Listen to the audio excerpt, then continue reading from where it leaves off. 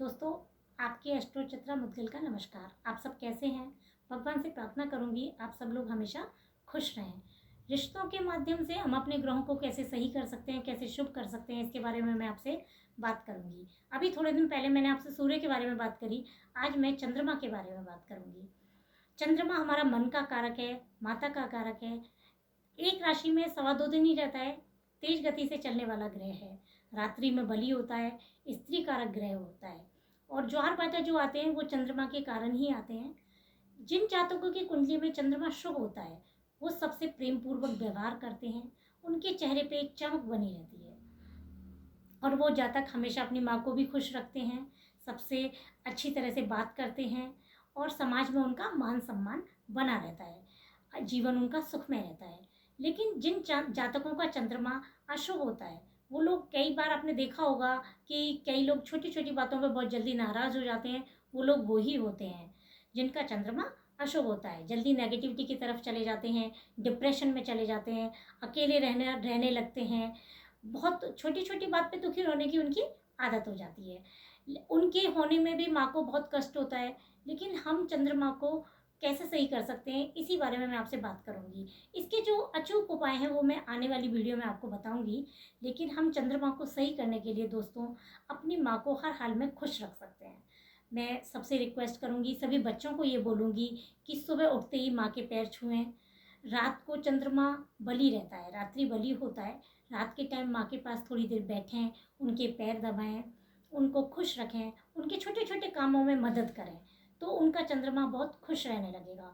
और हर हाल में खुश रहना इंसान जब सीख जाता है तो बहुत आगे बढ़ जाता है।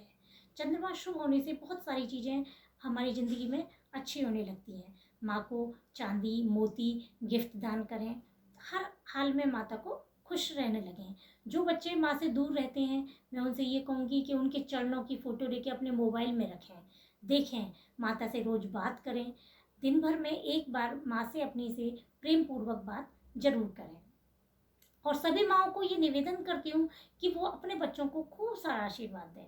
चंद्रमा को शुभ करने के लिए वो जातक जिनका चंद्रमा अशुभ होता है शिवलिंग पे जल चढ़ाएं, पूर्णमासी में गंगा स्नान करें, गरीबों में दूध और चावल का दान करें।